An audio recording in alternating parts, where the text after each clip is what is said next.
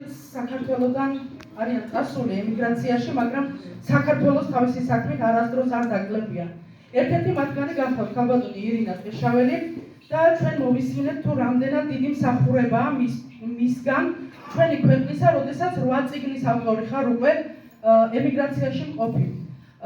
ჩვენ სირბლივ ძალიან ბევრი ემიგრანტი ქალბატონი არსებობს და ვიცით თუ რაოდენ დიდია მათი შრომა. ყოველდღიური რუტინა და რამდენად რთულია წერო. იმ დროს, როდესაც ალბათ ყველაზე მარტო ხარ საკუთარ თავთან. მაგრამ გაცილებით უფრო რთულია იმ საქმის კეთება, რასაც ქალბატონი ირინა აკეთებს, ანუ ეხმარება იმ ადამიანებს, ვინც წერს ასევე და მათთვის ზრუნავს. ეს არის უდიდესი ღვაწლი, მინდა გითხრათ, ჩემი პირადი გამოცდილებიდან და მინდა მიულოცო ქალბატონ ირინას ამ წიგნების დაბადება და მინდა საკუთარი დაბადებაც მიულოცო საკუთარი დაბადების დღე. მე ვიცი რომ ყველაზე ემოციური დღე არის ახლა დღეს მისთვის. ჩვენ გუშინ სატელეფონო საუბარი გქონდა გუშინ შუაღამისას და იცით რაში დავწმუნდი? იმაში რომ ადამიანი რომელიც წერს უდიდესი პასუხისმგებლობით უდგება ამ საკითხს. მე არ ვთვლი რომ სხვა ნებისმიერი პოეტი პასუხისმგებლობით არ უდგება საკუთარ ლექსს, მაგრამ ამაში რაღაც განსაკუთრებული ვიგრძენი, როდესაც ქალბატონი ირინა მესაუბრებოდა აი სხვათა პოეზიაზე. ამას ძალიან დიდი მნიშვნელობა აქვს, იმიტომ რომ როდესაც ხვის ნაშრომს აფასებ, ეს პირველ რიგში საკუთარი ღვაწლის დაფასება არის. აქ ბევრი ისაუბრეთ თქვენ იმ წიგნებზე, რომელიც გამოიცა და რომლის პრეზენტაციაც დღეს გახლავთ, მაგრამ მინდა განსაკუთრებით ვახსენო აი ეს საბავშვო კრებული, რომელიც პირველი არის ქალბატონი ირინასთვის, მზემ ფუნჯებით მომიხატა. ესე იგი ძალიან დიდი პატივისცემა ჩემგან ამ ქალბატონს, იმიტომ რომ აი ვზივარ, ვკითხულობ იმ ლექსებს, რომელიც ბავშვებისთვის არის შექმნილი და იცით როგორ არ მემეტება ახლა უბრალოდ ასეთი დარბაზისთვის ეს წიგნი და რატომ?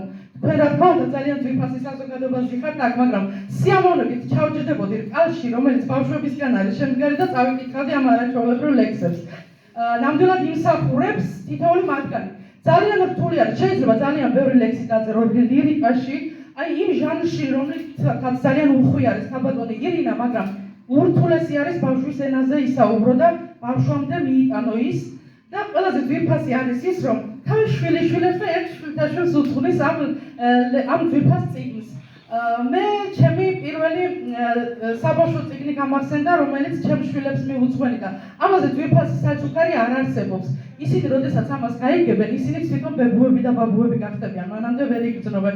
იმიტომ რომ ლექსი ყოველთვის გონიათ, რომ ეს ჩვეულებრივი ამბავია, იმიტომ ბაღიდან მოყოლებული ბავშვები ლექსებს სწავლობენ და შეგუებული არიან ამას, მაგრამ ეს წიგნი რომ ძალიან დიდი განძია მათთვის, როდესაც თვითონ იქნებიან ბებუები და ბაბუები, აი აუცილებლად ამ წიგნში საფუძვლიანად დაუკრავენ ტარს.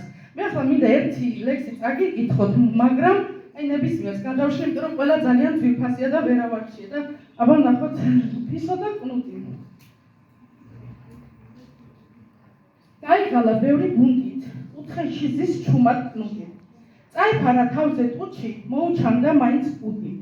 კატანი დაიწუწუნა, დავკარგეო წურწუნა. ერთად კი ერთობოდნენ თაგუნა და კნუდუნა. ფისუნიამ მზაკრულად კარზე დააკაგუნა, თუნც არავინ გაუგო ამაოდ აბრახუნა. სულ წაუხდა იერი, ფისო დაგვრჩა მშიერი. ასე უბრალოდ ნათქვამი, მაგრამ გენიალურად ძალიან უყვართ ბავშვებს და მე მივესალმებ ქალბატონ ირინას კიდევ ერთხელ, ძალიან ძვირფასები ხართ ჩემო მეგობრებო, იმიტომ რომ არაჩვეულებრივი საღამოს წამყვანები ბრძანდებით, თქვენც ასევე გიკრავთ ტაჩსა გეფერებით. უდიდესი მადლობა.